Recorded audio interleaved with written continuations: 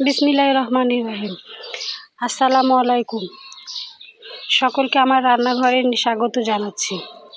আজকে আমার রান্নাঘরে সজনের ডাঁটা দিয়ে ডাল রান্না করে নিয়েছি। এইভাবে আপনারা সজনের ডাঁটা দিয়ে ডাল রান্না করে দেখতে পারেন, খেতে দারুণ লাগে। চলুন দেখে কীভাবে রান্না করলাম। সজনের ডাঁটা দিয়ে ডাল রান্না করার জন্য এখানে আমি 2 রকম ডাল নিয়ে নিয়েছি। সজনের ডাঁটা নিয়ে নিয়েছি, 2টো টমেটো আর কাঁচামরিচ, পেঁয়াজ, রসুন নিয়ে নিয়েছি। এখন মুগের ডাল আর মসুরির ডাল সুন্দরভাবে পানি দিয়ে ধুয়ে নিচ্ছি।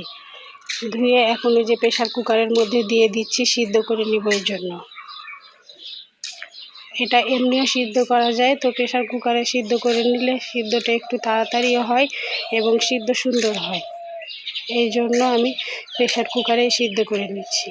এই যে প্রেশার কুকারে ডাল দিয়ে পরিমাপ মতো পানি দিয়ে এখন এর মধ্যে কয়েকটা কাঁচামরিচ, 2টা পেঁয়াজ কুচি আর কয়েকটা রসুনের কোয়া দিয়ে দিলাম।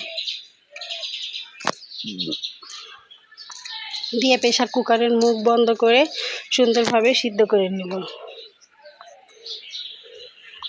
একদিকে আমি ডাল সিদ্ধ করে নিয়েছি। এখন চুলায় কড়াই বসিয়ে কড়াইয়ে পরিমাপ মতো তেল দিয়ে দিলাম।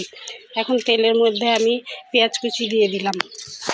পেঁয়াজ কুচি দিয়ে এখন হালকা নেড়ে চেড়ে এর মধ্যে আমি 5 ফোড়ন দিয়ে দিব, গোটা 5 ফোড়ন। আমি যে কোনো সবজি ডালে 5 ফোড়ন ব্যবহার করি, 5 ফোড়ন দিলে ভালো লাগে।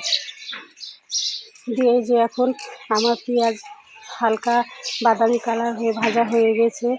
এর মধ্যে আমি এখন আদা রসুন বাটা দিয়ে দিলাম, দিয়ে হালকাভাবে ভেজে নিচ্ছি। এই যে আদা রসুন বাটা আমার ভাজা হয়ে গেছে। এখন এর মধ্যে টমেটো কুচি দিয়ে দিলাম, 2টা টমেটো কুচি করে রেখেছিলাম সেটা দিয়ে এখন টমেটো কুচিও সুন্দরভাবে ভেজে নিচ্ছি।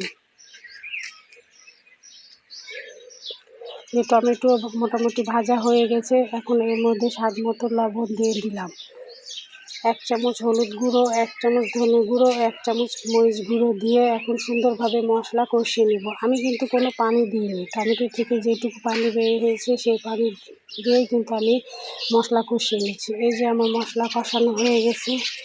এখন আমি সজনে ডাঁটাগুলো দিয়ে দিলাম। এই ডাঁটাগুলো কিন্তু আমি একটু লবণ আর হলুদ দিয়ে ভাপ দিয়ে ফ্রিজে রেখেছিলাম। ফ্রিজ থেকে বের করে কিন্তু আমি রান্না করছি। দেখুন এই জন্য কিন্তু ডাঁটাগুলো একটার সঙ্গে আরেকটা লেগে আছে।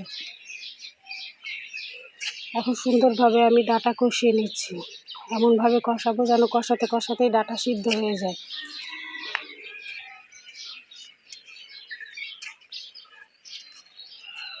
এই যে কিছুক্ষণ পর নাড়া দিয়ে দিয়ে আমি ডাঁটাগুলো সুন্দরভাবে কষিয়ে নিয়েছি। আমার ডাঁটা সিদ্ধ হয়ে গেছে, কষানো হয়ে গেছে। এখন সিদ্ধ করে রাখা ডাল এর মধ্যে দিয়ে দিলাম, দিয়ে এখন ডাল আর ডাঁটা ভালোভাবে মিশিয়ে নিচ্ছি।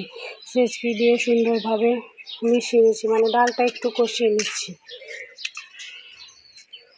এই যে ডাল ডাঁটা কষানো হয়ে গেছে। এখন এর মধ্যে আমি পরিমাপ মতো পানি দিচ্ছি।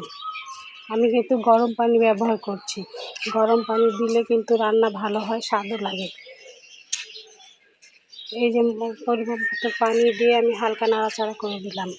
এখন ওপর থেকে আমি 1 চামচ ভাজা জিরা গুঁড়া ছড়িয়ে দিলাম, দিয়ে আবার একটু নাড়াচাড়া করে দিচ্ছি।